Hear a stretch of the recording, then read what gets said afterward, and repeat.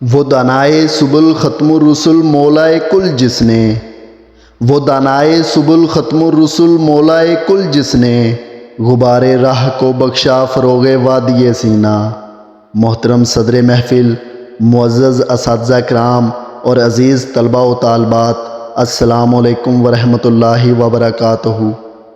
آج میں جس مبارک اور اہم موضوع پر آپ کے سامنے گفتگو کرنے کے لیے حاضر ہوا ہوں وہ ہے حضرت محمد صلی اللہ علیہ وآلہ وسلم کی ہمدردی، رحم دلی اور عفو و درگزر کی تعلیمات۔ آپ کی ذات مبارکہ اللہ تعالیٰ کی رحمت کا عظیم مظہر ہے اور آپ کی زندگی سراسر محبت، شفقت اور رحم دلی کا درس ہے۔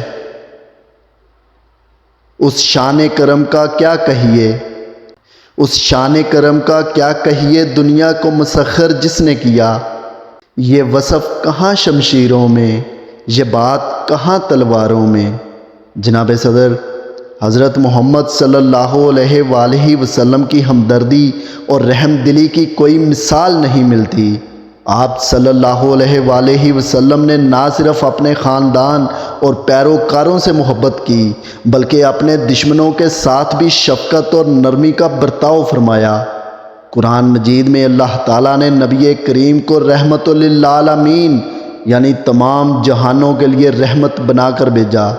اللہ تعالیٰ فرماتے ہیں وَمَا أَرْسَلْنَاكَ إِلَّا رَحْمَةً لِلْعَالَمِينَ۔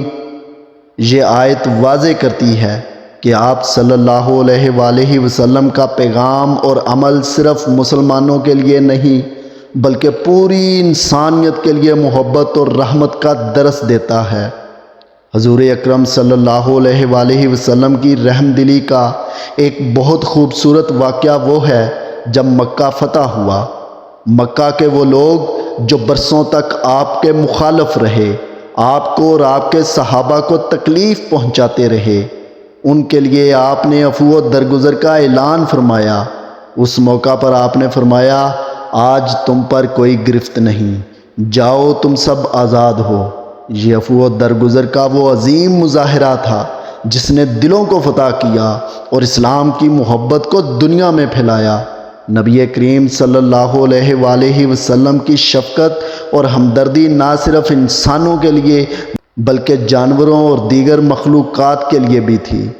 آپ صلی اللہ علیہ وآلہ وسلم نے فرمایا رحم کرنے والوں پر اللہ رحم فرماتا ہے، تم زمین والوں پر رحم کرو، آسمان والا تم پر رحم کرے گا۔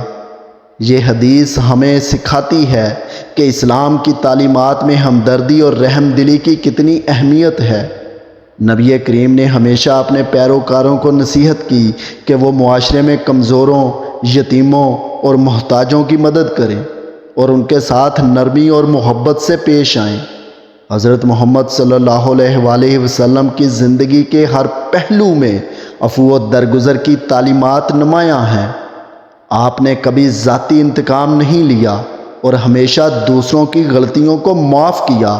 ایک مرتبہ ایک بدو نے آپ کی چادر کھینچی اور بے ادبی سے بات کی، لیکن آپ نے غصہ کرنے کی بجائے مسکراتے ہوئے اس کی مدد فرمائی اور نرمی سے پیش آئے۔ نمونہ سب کے لیے نبی کی سیرت، نمونہ سب کے لیے نبی کی سیرت کہ جو نظیر بھی ڈھونڈی گئی یہیں سے ملی۔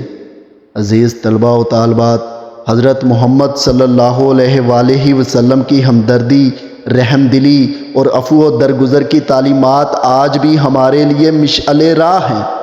اگر ہم ان تعلیمات پر عمل کریں تو ہم اپنی زندگیوں کو بہتر بنا سکتے ہیں اور ایک پرامن معاشرہ تشکیل دے سکتے ہیں۔ موجودہ دور میں جب معاشرتی ناانصافیاں اور بد امنی عام ہے، ہمیں نبی اکرم کی ان تعلیمات کو اپنانے کی ضرورت ہے تاکہ ہم اپنے دلوں میں رحم، محبت اور عفو کا جذبہ پیدا کر سکیں۔